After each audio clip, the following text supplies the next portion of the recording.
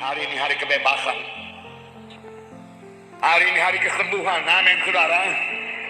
Pandang kepada Tuhan Yesus yang tidak pernah menolak orang yang datang kepadanya. Pandang kepada Tuhan Yesus yang menjawab tiap seruan yang disampaikan kepadanya. Orang kusta berseru kepada Tuhan Yesus, Tuhan Yesus, jika engkau mau, engkau sanggup menyembuhkan aku.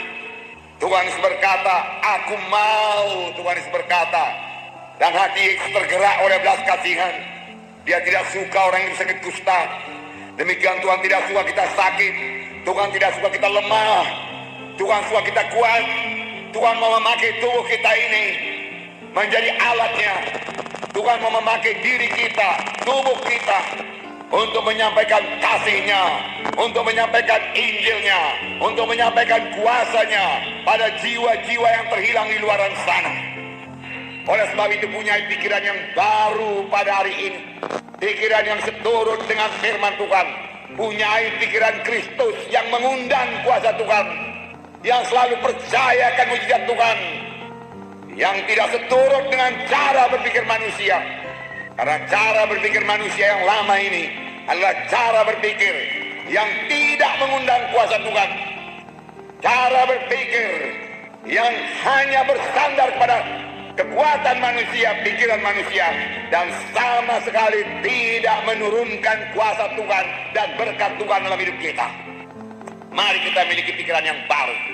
Saya membacakan satu contoh kepada saudara di sini dalam Markus pasal 4 ayat 35 sampai 41. Bagaimana murid-murid di sini masih memiliki cara berpikir yang lama, tetapi Tuhan Yesus memakai pikiran Kristus, cara berpikir baru. Dia dalam keadaan tenang, tidak takut, tidak khawatir. Padahal murid-murid sudah sangat takut, takut mati, takut binasa, takut tenggelam. Tetapi Tuhan sama sekali tidak takut. Kita baca, pada hari itu, waktu hari sudah petang, Yesus berkata kepada mereka, marilah kita bertolak ke seberang.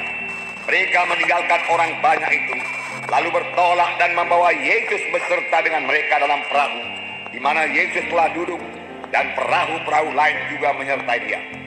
Lalu mengamuklah taufan yang sangat dahsyat, dan ombak menyembur masuk ke dalam perahu, hingga perahu itu mulai penuh dengan air. Pada waktu itu Yesus sedang tidur di buritan di sebuah tilam. Maka murid-muridnya membangunkan dia dan berkata kepadanya, Guru, engkau tidak peduli kalau kita binasa? Ia pun bangun, menghardik angin itu, dan berkata kepada danau itu, diam, tenanglah. Lalu angin itu reda, dan danau itu menjadi teduh sekali. Lalu ia berkata kepada mereka, mengapa kamu begitu takut?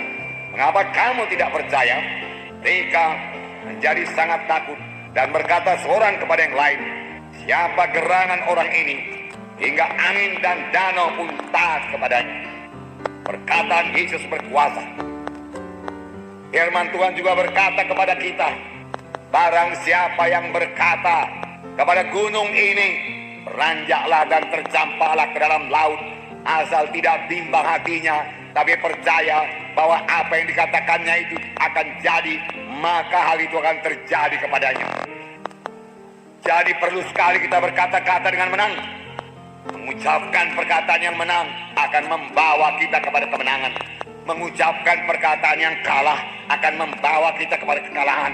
Tuhan menghendaki kita menang, tetapi Tuhan menyerahkan kepada kita supaya kita bertindak untuk hidup berkemenangan melalui iman kita dan melalui ucapan kita.